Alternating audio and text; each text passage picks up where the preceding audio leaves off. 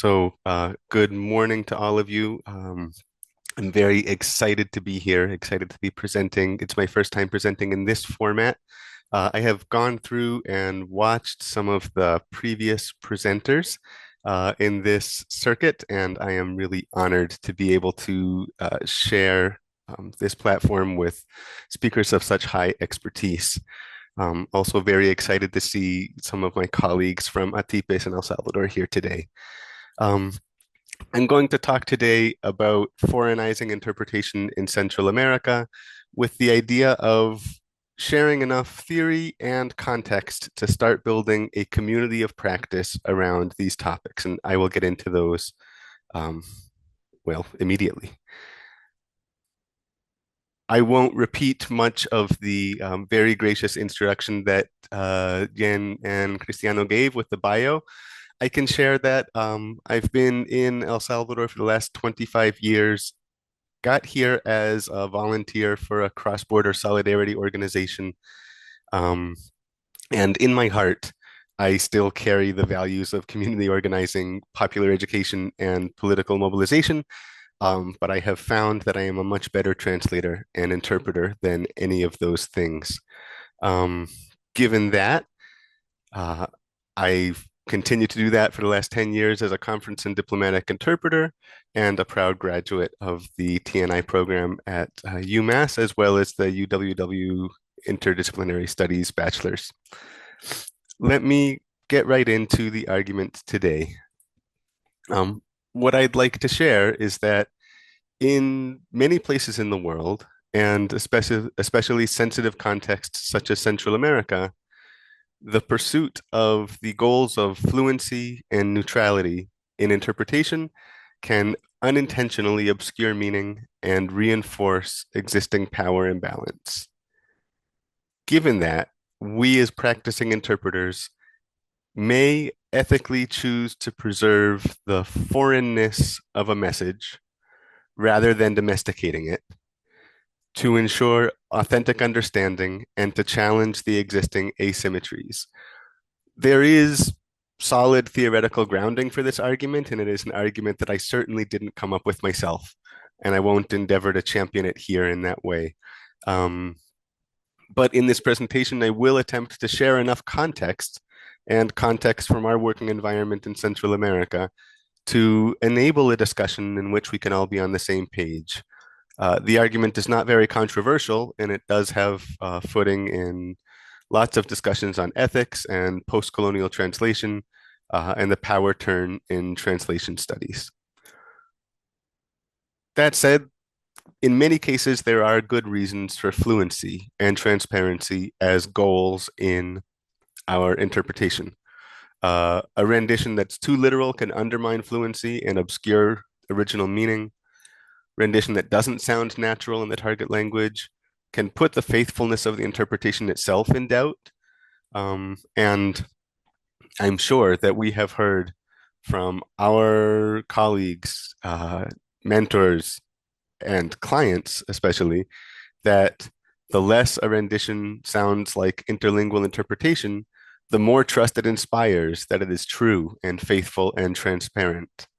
So, if our starting point is this mandate and traditional thinking about the benchmarks of fluency, transparency, fidelity, and precision, we've all been taught this and we've heard clear feedback that our most successful renditions tend to be the ones that are the most fluent and the ones that sound like they should, and here deliberately using air quotes for should, but the ones that sound like they should in the target language and are faithful to the original speaker.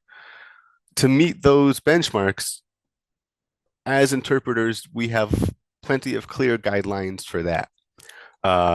We find it in the ATA Code of Ethics. We find it in the Najik canons on accuracy, in the Translators Association in El Salvador, ATIPES, our sister association in Guatemala. There's also language in our codes of ethics that say all translations or interpretations performed by members of our associations should be faithful, complete, and expressed with clarity and precision. These are guidelines that we've been taught, and they have served us in lots of places of our professional practice, I'm sure. Um, There is a place where these principles work very well. Uh, that training and those principles to act as a conduit only when we are interpreting can be meant as an ethical guardrail to protect us in different cases. And that makes sense in lots of fields, including court interpreting, medical interpreting, and others. Even community interpreters who really actively use their contextual and cultural knowledge also work to preserve communicative intent and autonomy. So, this strong mandate and shared agreement in our profession has been essential in protecting interpreters and ensuring fair access and inclusion in many situations.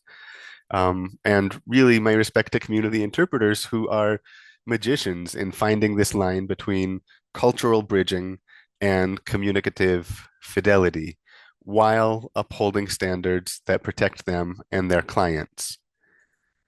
Nonetheless, I would argue that there's a place where we find gaps between these ideals and reality. We have this argument that it has been the traditional and persistent view that interpreters should be transparent, invisible, passive, neutral, and detached. This idealized role construct of the invisible machine-like interpreter is frequently deconstructed in real life, face-to-face interpreting events. This understanding of us as conduits and successful when invisible clashes with the experience of interpreters, and I'm sure all around the world, but especially in a post-colonial context like El Salvador. This has to do with the power imbalances that exist in our markets and among our clients, as well as how the societies we are interpreting in have been shaped, which then shapes how meaning in those societies is transacted. And then that shapes how we as interpreters make meaning and are responsible for our meaning making. We come to this point where equivalence no longer automatically equals understanding. And this comes in places of imbalance and inequality. Inequality in communication being tied to voice and to be able to use this voice in a new setting. A discourse which has status and value in its own original setting may not be valued in the same way when transplanted elsewhere, meaning the voice may no longer be able to make itself heard. And then through Spivak, translation should seek to signify the voice of the other, not to domesticate it into familiar terms, but to preserve its difference and alterity. This is just a little bit of theoretical framework to describe how our identity as conduits when interpreters clashes when voices are no longer to be able to make themselves heard on the other end of that pipe. So when Gayatri Spivak writes about this goal of effective interlingual translation, it's this context of confronting the parties with the difference rather than putting one voice in the terms that the other voice is able to understand. And it's that shift that describes what I wanted to talk about today, which is foreignizing our interpretation as a way of interpreters being able to wield interactional power. As interpreters, we can wield this power when we preserve the foreignness of source material rather than domesticating it, meaning we make visible the act of translation and the distance that truly exists between the cultures and the contexts. In a context of asymmetrical power relationships, we can use this to preserve historical and political weight that domestication would otherwise erase. We can use it to disrupt processes that have been designed to manufacture consent through what looks like smooth communication. We can use it to protect speakers from having their own narratives appropriated. And we can use it to make visible whose voice is being heard and whose language is holding power. That is the theoretical pinning of the argument that I wanted to share. And I'd like to take the rest of the time in this presentation to foster some reflection and discussion and build a community of practice around the idea that we as interpreters can wield these foreignizing tools effectively, safely, and ethically. To do that, I'm recommending building a community of practice, starting with this conversation and others, because as interpreters, we do have guidance around how to aim towards fluency and transparency, but much less guidance when it comes time for us to make decisions about how we would implement foreignizing strategies. So I'd like to invite us to go through a few scenarios together to chart an understanding for this discussion. I will start with what appears to be a harmless example, although I will admit that when I was putting this presentation together, I discovered that I'm a little more passionate about it than the gravitas of the example would suggest. But here's a starting example. In the aftermath of the success of the Taco Chronicles on Netflix, they came out with this miniseries Las Pupusas, and then this tweet from a well-known Latin American travel site saying El Salvador's famous hashtag pupusas, delicious cornmeal patties stuffed with cheese, beans, and pork rinds. Um, they are pupusas, they are not cornmeal patties, setting aside that pork rinds is not the same as chicharrón. But when domesticating in this way, we see that the thing itself disappears. The word pupusas disappears, uh, dissolved into its component parts. And not to wax too poetically about pupusas for too long, although I did have them for breakfast and dinner every day between the ages of 19 and 21. But I would argue that pupusas actually encapsulate something magical and unknowable about El Salvador, because in their purest form, there's only three variables: cheese and beans and corn. And yet you find them on every corner, and they are all different. Every one is unique, despite having all the same basic ingredients. So something is happening that defies mathematics. I'm sorry if that's too cheesy. Um, but what I'm trying to say is that this domestication means that those ingredients can no longer transcend the sum of their parts. So take this as an initial harmless example, and just to drive that home, domestication like that leads to pictures like this. Deputy Undersecretary of State proudly tweeting that he's enjoying the national dish of El Salvador, as I am sure he dutifully tries to tweet in every country he visits. And you can see that they are eating pupusas in the most disgusted and domesticated way possible. Let me move on to one that's a little more serious. I want to share with you this poem by Benjamin Gucciardi, The Rungs, as a power of, or as an example of the power of foreignizing language. Um, this is a poem written in English and not translated, but I think it is a helpful framing of what foreignizing can do. Uh, Gucciardi writes, when they reach B, who walked here unaccompanied from Honduras 3 months ago, he holds them like boulders. We straighten when his lip begins to quiver. It's not my place to tell you what he shared that day, but I can tell you how M put his hand on B's back and said, Maje, desahogate, which roughly translates to undrown yourself, though no English phrase so willingly accepts that everyone has drowned, and we can reverse that gasping and expel the fluid from our lungs. Gucciardi is explicitly referring to the linguistic power of forcing the English language to hold on to something, to accommodate something that it's not meant to do. And as a translator reading this poem, we could ask ourselves, well, why leave that foreign, overly literal, undrown yourself translation rather than any number of possibly semantically equivalent and correct English phrases? Um, to my mind comes the phrase, let it out. But I would say that let it out is individual, and undrown calls attention to the drowning, to the tragedy, to the collective trauma rather than the individual experience. I'm going to move to a couple of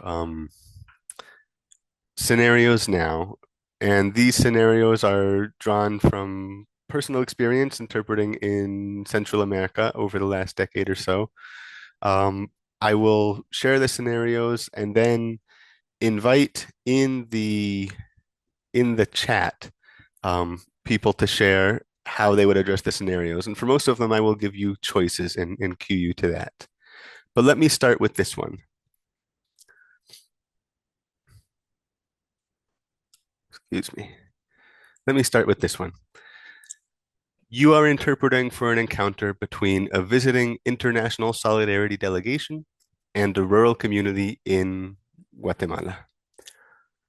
A community leader describes a massacre that was committed by the Guatemalan paramilitary forces during the Civil War and says, Ese día entraron a nuestra comunidad y separaron a los hombres de las mujeres y los niños.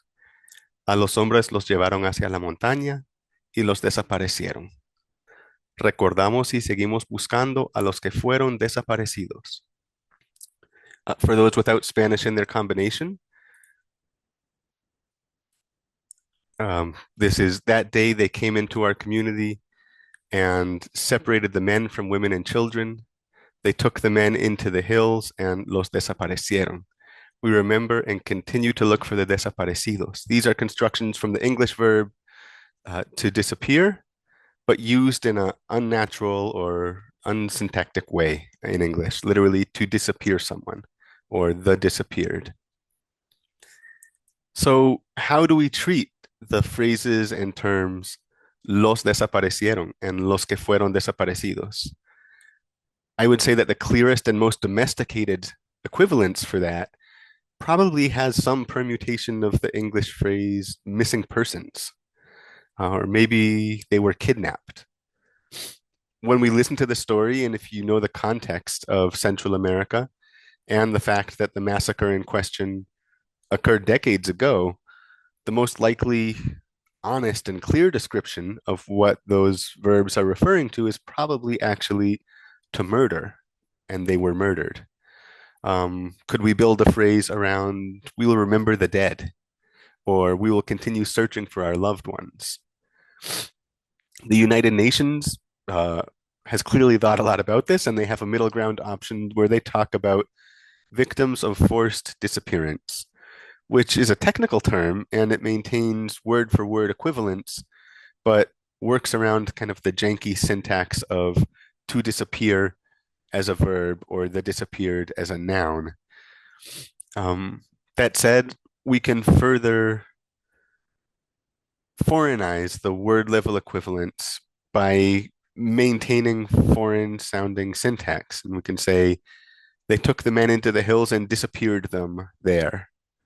We will remember and continue to search for the disappeared.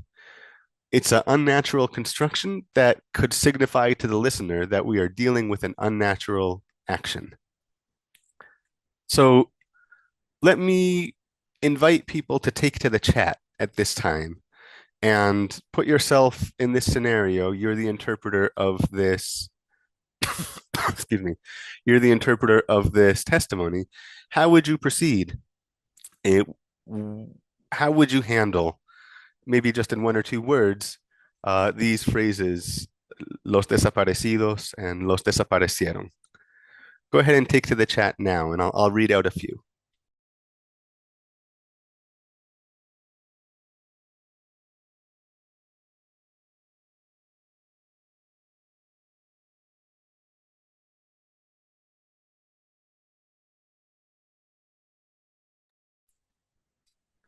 Not seeing many people piping up here. Would you go ahead and say, call them the disappeared?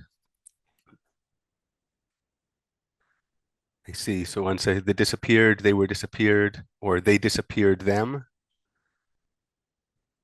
Another comment, disappeared, those who were disappeared, much like how we now say someone is suicided, kidnapped, I see, the forcefully disappeared,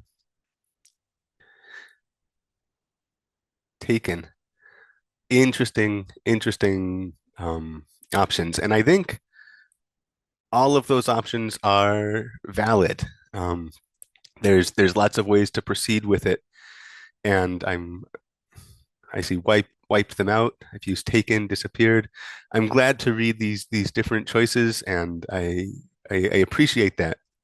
Um, in my experience in this scenario, I took the foreignization track and also used disappeared them. They disappeared, and to my satisfaction, what that provoked was the audience and the solidarity delegation responding, what does that mean? And asking questions like, wait, why are you still looking for them? And who disappeared whom? Which I think are the very questions that constitute a successful outcome of this community leader taking the brave stance of sharing this testimony. Great. I'm going to move on to another scenario because I have more scenarios coming up, but I'm glad to see that this kind of interaction in the chat box works, and we will come back to it shortly. Okay. Scenario 2. This is a scenario on extractive industries and free, prior, and informed consent in Central America. Um, Interpreters have been hired by a US-based environmental advocacy organization to provide remote simultaneous interpretation services for a meeting between a mining company and a rural community to discuss the proposed mining project and the community's right to free, prior, and informed consent as enshrined in agreements under the ILO. Company representatives are speaking in English, clearly without the intention of being understood. They're speaking very fast and in highly technical terms that are confusing and intimidating for the community. Some of the community members are having trouble connecting to the proper Zoom channel. The community representatives who do respond try to share the community concerns, but don't end up addressing the company's arguments. So here it is clear that the company's goal in this meeting is to comply with the letter of the law with their duty to inform the community, and then to be able to frame this meeting as having listened to and respected community opinions. Um, the interpreters on this meeting are concerned that the more they transmit a fluent and understandable message to the community, the more they are setting up this community to indicate that they were indeed informed, even though the communication they received didn't actually seek to ensure understanding, much less to uphold their rights. And at the same time, communities worry that the more fluent the rendition they give back to the company, the easier it will be for the company to mark it off as a successful exchange and to tick the box for community dialogue. So let me share some options here on the screen and ask you in the chat to go ahead and say which option you might choose. One option is to think it's the company's right to pursue any communication strategy they choose, and it's the community's responsibility to exercise their own rights. So the interpreters ethically should communicate everything as clearly as possible, excuse me, each according to the target or according to each target language, in order to ensure that every rights holder has the information to stand up for their own interests. Option 2 says the interpreters are actually uniquely positioned here in this scenario to identify the imbalance and the dynamic.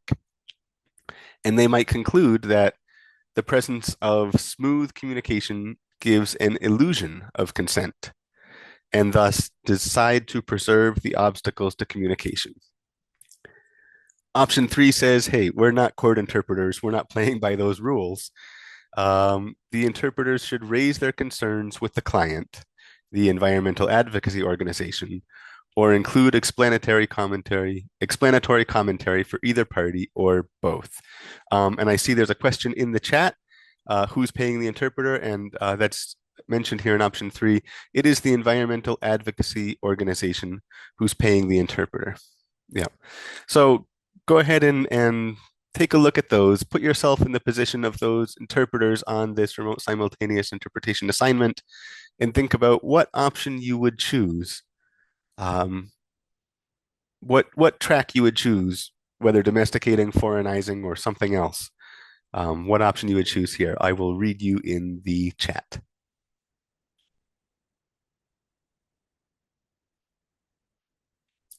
I see option 3. I see option 2. So option 3 is to raise the concerns with the environmental organization. Option 2, to decide to preserve some of the obstacles to avoid giving the illusion of consent through smooth renditions. Option 2. Yep, I see 2, 2, and 3. Great. In this in this case, and I believe one of the other interpreters on this call is also here at the webinar. In the moment, uh, as interpreters, it was uncomfortable and very challenging to decide to foreignize in the moment. I think in hindsight, it's much easier for me to say, personally, I would do option 2. But in the moment, the interpreters felt uncomfortable deciding to foreignize and attempted a domestication and clarification strategy to try to give as much clarity as possible. And in the end, the community was furious at the meeting, and the interpreters very reasonably felt like they had been to weaponized by the company without true intent for honest exchange or listening. Um, the client, this environmental organization, was unaware of the dynamic, and they were very interested to debrief with the interpreters after and subsequently set up a protocol for more guidance in this kind of meeting. But it's interesting for me in this reflection to think that in hindsight, it is clearly for me option 2, and in the moment, it was very difficult to choose anything other than option 1. Let me just share at this time that through the presentation itself, and I have a few slides left, we'll be using this chat box function. There will be time for question and answers after the presentation, and feel free to refer back to these if we'd like to dig into any more of them in depth. You'll have a chance to open your microphone and talk about it. But let me move on to a third scenario at this time. This is a scenario in which you are interpreting for a faith-based solidarity organization that was established during the Salvadoran Civil War to accompany liberation theology movement leaders, and that has continued to send delegations to El Salvador to meet with partners, hear stories, with the stated goal of returning to the United States as more engaged participants in broader social justice movements. The delegation meets with an organization in El Salvador made up of mothers of the disappeared, in which one woman shares her testimony as a survivor of torture. After listening respectfully, the delegation leader makes final remarks and says, "We are grateful to Madre X for sharing her story. It's an experience upon which we will all reflect, as it teaches us to be grateful for what we have." I interpreted this meeting and I was appalled. Putting on my generous cap and knowing the context of the organization and the history of solidarity, this might be a very US American way of saying, upon our return, we'll take advantage of our position in the United States and privilege to recommit ourselves to this work. Or maybe it's just a way of saying we recognize the blessings we've received. There's certainly a context of fraternity and of mutual affection, but there's also a clear cultural and personal gap in that statement, with lots of room for it to come across as crude or even cruel. So put yourselves in that scenario for a moment and consider these options. One, you could domesticate and soften the statement out of respect for the presumed good intentions of the speaker and thinking that there's no need to heap more suffering on this woman who is sharing her testimony. Option two is to preserve it as a foreign, jarring remark. And maybe that provokes a confrontation that really digs more into what is behind that callous attitude and statement. Option three is to say, rather than interpreting the statement immediately, invite that delegation leader out of um, benefit of the doubt, perhaps, to say something different. So here's three choices. What Let's see in the chat how people would have acted in that scenario.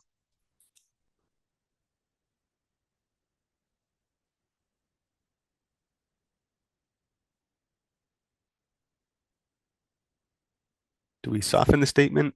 I see there's one to domesticate and soften the statement. Who else? Option one, option one. I see an option two. I see a number one.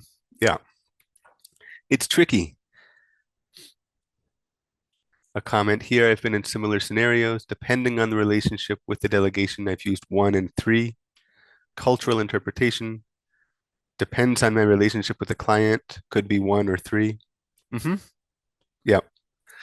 In my experience there, I felt that I shrank from the moment and I shifted the statement by saying, "We are grateful for your story." That is how I rendered it.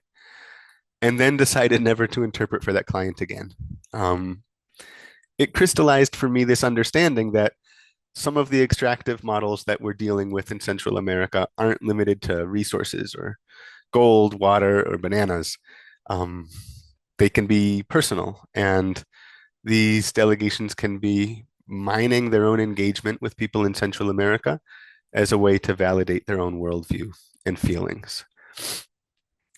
Thank you all for sharing those thoughts in terms of the different options here. Let me move on to a different scenario, which is a real change of gears. Um, I want to share this video with you. It's an excerpt of a speech by the President of El Salvador, given on September 15th, 2024, Salvadoran Independence Day, in which he describes his strategy for security in reducing gang-related violence and killings. The strategy is called the Plan Control Territorial in Spanish. Let me play the clip for you. Esas fronteras invisibles que las pandillas impusieron durante décadas y que nadie se atrevía a irrespetarlas, y el que las irrespetaba era asesinado. Y aunque la seguridad ya está bajo control desde hace meses y la gente ya puede cruzar esas fronteras invisibles, todavía quedan muros invisibles que tenemos que romper, sobre todo los que están aquí, en la mente, en la psicología de miedo. Es parte de las secuelas que nos dejó décadas de violencia y las debemos de seguir contrarrestando. Por eso, hoy quiero hacer un anuncio muy importante. Este día, aprovechando la celebración de nuestra independencia patria, quiero anunciar el lanzamiento de la fase 6 del Plan Control Territorial, a la que hemos llamado integración. Central America as a region is firmly held in other power orbits, making it sometimes easy to write off or make assumptions. And here, foreignizing can flag and give weight to areas of difference that require more attention and understanding. The word level equivalences of Plan Control Territorial, territorial control plan, can be problematic on a linguistic and political level, especially the word territory, which in English has much more of a militaristic connotation and is often spoken in reference to criminal activities such as drug trafficking, and control, which in Salvadoran Spanish can be more gently understood as knowledge, oversight, and power. But in English, it really speaks to a more combative stance. I was the subtitler for this video, and I raised this issue and made suggestions of possible ways to domesticate. I suggested, why don't you consider local security plan or community safety plan or territorial recovery plan or community freedom plan? And the last word here came from the president, who was adamant and said, no, the this is the only way I can get people to understand the scope of what we're dealing with. For us, it's a war, and we will use their language of war to describe it. Um, I would add here that sometimes foreignization is not just a strategy of giving a voice to the voiceless, to borrow a phrase from St. Oscar Romero, but here an example of the most powerful person in the room using foreignization to command the semiotic environment. I have a couple more scenarios, and then I do want to leave some time for discussion. Esas I'm going to share here a video. This is a grandmother in the village of San Juan Zacatepeques in Guatemala, describing her daughter and granddaughter's participation in a local arts project, a youth symphony orchestra. Her first language is Cachiquel. She's giving the interview in Spanish. The subtitles you see in the video are a fairly domesticated translation that reads relatively smoothly. Spanish speakers watching the video will hear something different, clearly foreign, and anyone reading the transcript, which I have here on the slide, sees it's garbled and difficult to understand. But simply watching the interview, the message is clear and nuanced and strong. So let me play it for you now.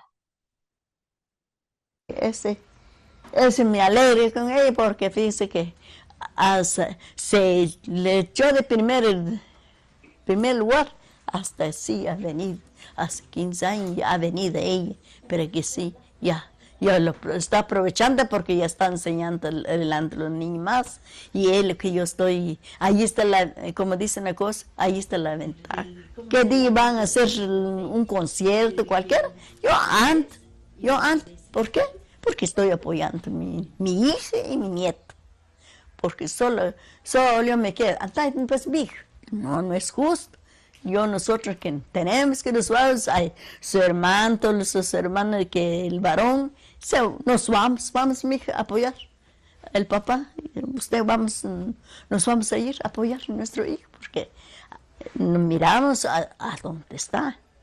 No está a la calle, no está a la calle. Ese es lo que digo yo para él. To me, watching this video and seeing her effort to share the message in Spanish just paints this portrait of the cultural and family transformations that this project has generated.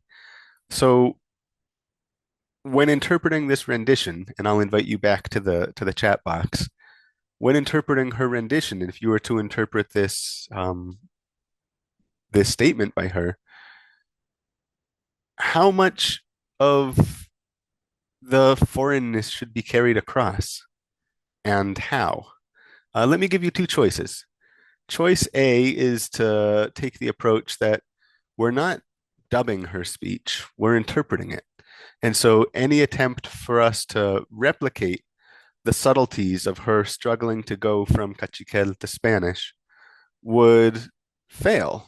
And if we tried to replicate it, it would come across as mocking or cultural appropriation. And so the most respectful thing to do here would be to domesticate.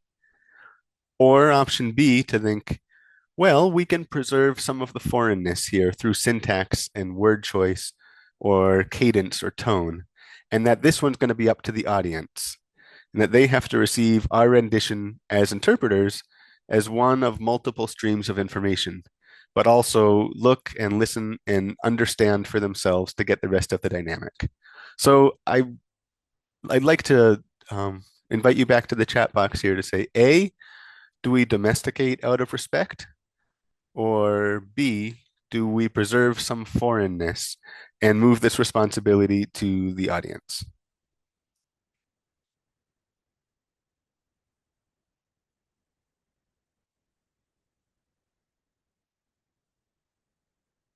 I see silence in the chat box, but maybe because it's a difficult question.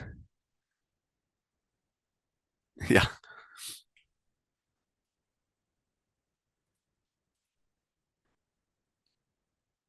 I see one tough question. I see domesticate out of respect. Yeah, muy difícil. Absolutely. My inclination is domestication. Domesticate, I think preserving foreignness would be hard to convey without causing hurt, to be looked down upon. And that's a great comment, is to think about how the power dynamics also get interpreted on the other side of your rendition. This is personal to me. When it is something I'm personally engaged in, I tend to foreignize. Yeah. Interesting comments here. And if anyone wants to circle back to their comments to say more about it when we get time to for Q&A, uh, I think there'll be space for that, and I'm looking forward to hearing from you. I would like to share, um, I think one Ese, more. I'd like to share one more scenario. This is the last scenario that I'd like to share, and it's the one that keeps me up at night. This is a picture of a press conference given by the Xinca Parliament. That is the group, the authority that represents the Xinca people in Guatemala, one of the many indigenous groups recognized in the country. The Xinca were opposed and are still opposed to the El Escobal mine on their land and seeking to invoke their rights under ILO Convention 169 on free, prior, and informed consent. The response by the Guatemalan state to these demands was essentially to say that they did not have to respect these rights because the Xinca people do not exist as a recognized indigenous group. And unlike other indigenous groups in Guatemala, the Xinca don't wear distinctive clothing, as you can see in the picture. They no longer speak their ancestral language. They don't maintain visible markers of difference from the dominant culture. And this is because pressure towards assimilation has erased these external signifiers. And the state has used this cultural survival strategy as evidence to say that the Xinca people weren't indigenous enough to warrant legal protections. That is, the very adaptation that enabled their survival was the grounds used to deny their rights. And I think there's a message here about how power operates through classification and registration and knowing. In fact, in her testimony about the Guatemalan genocide, Nobel laureate Rigoberta Menchú discusses withholding cultural knowledge and maintaining opacity as a form of sovereignty and survival. And indigenous peoples across the Americas have used inscrutability and strategic illegibility as a resistance and self-preservation strategy. So if, as interpreters, we aim to resolve ambiguity, to make the foreign comprehensible always, to render a speaker's message clearly in terms that the target culture can understand, especially when that target culture is a dominant culture, does that serve the powerful group's aim to classify and control? When we domesticate resistance into language that fits comfortably within institutional frameworks, are we making the communities more vulnerable to the very systems that they're trying to resist?